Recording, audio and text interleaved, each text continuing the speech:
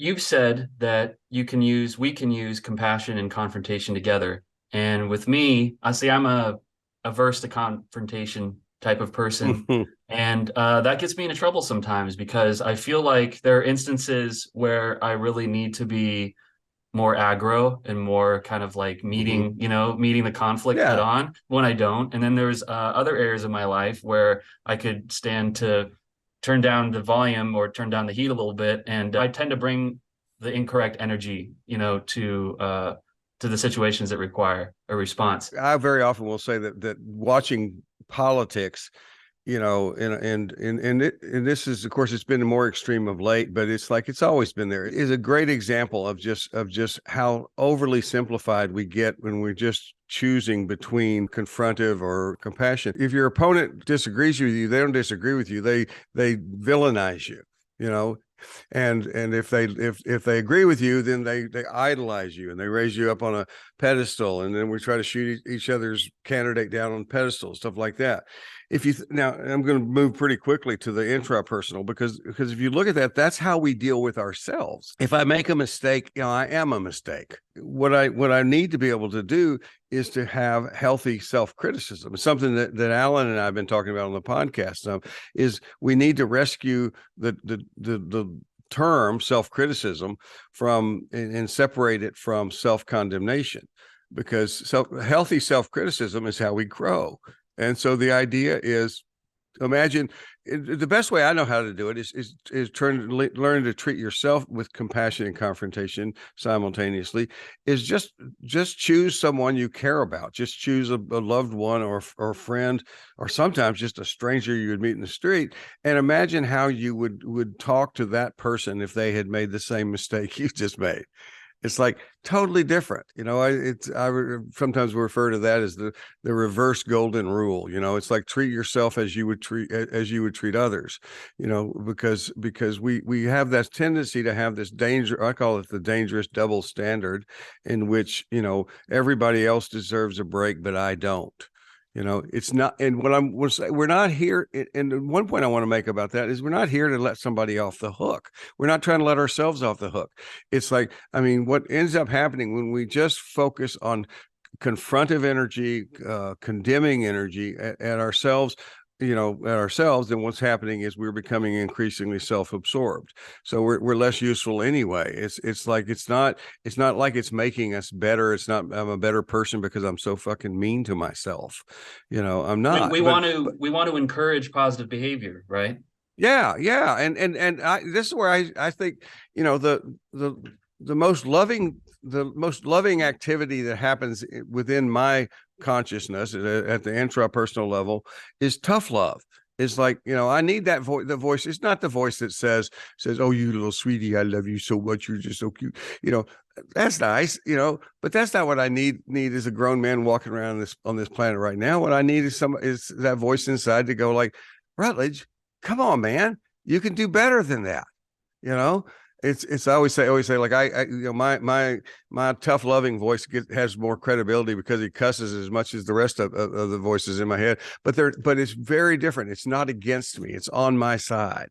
It's like, get off your damn ass and get busy. We got to get this done, as opposed to that should monster, or anybody thinks about their version of the should monster.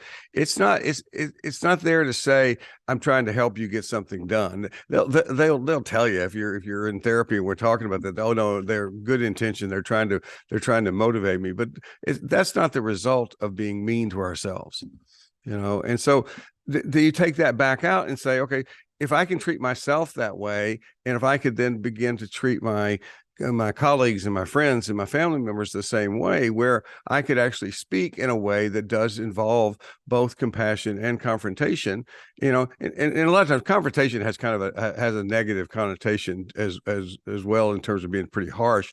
But confrontation, when I write about that, when I say confrontation, I just mean that we're just, I'm just saying, hey, you know, if I were talking to you about something we were working on, like we do between our sessions or whatever, I'll say like, listen, whenever I'm doing this kind of thing, if you could do this, it would help me a lot, or could you do less of that or more of that? That's confrontive. We could almost just use the word direct probably more than we could confrontation, because the confrontation is it's probably a bit of a contaminated word. The goal is to be productive, to get better, to be better. We're not all one thing or another. We're not, no, the truth is, if I make a mistake, I made a mistake. It doesn't mean I'm a mistake. It doesn't mean I'm a bad person. It doesn't validate all those negative messages that my should monster says. I have to find that part of me that steps up and stands up for myself.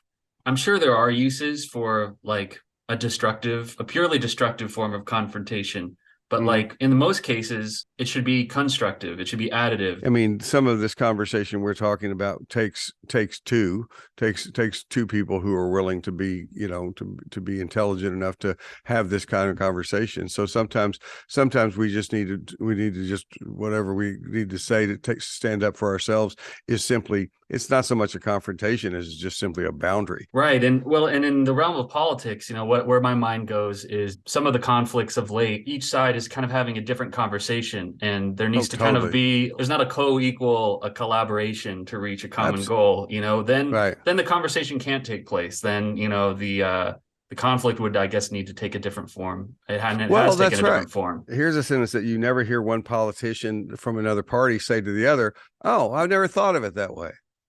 Okay, it's like, Yeah. and the fact that that's laughable, and it is funny that we can use that for comedic purposes, is sad, because it means nobody's open to anybody else's ideas, and it's like, it's now more than ever, and I go back, just because I'm an old guy.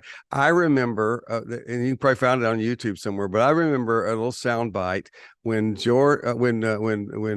Carter was running for president against Gerald Ford, who'd taken over after Nixon stepped down, and his he was the new vice president because Agnew had to resign. And this is what Gerald Ford said in this little soundbite. He said, he was talking about an upcoming debate with Jimmy Carter, and he said this, I think this debate is going to be very, very informative and very good.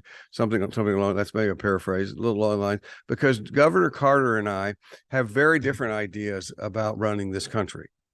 He just said we're different.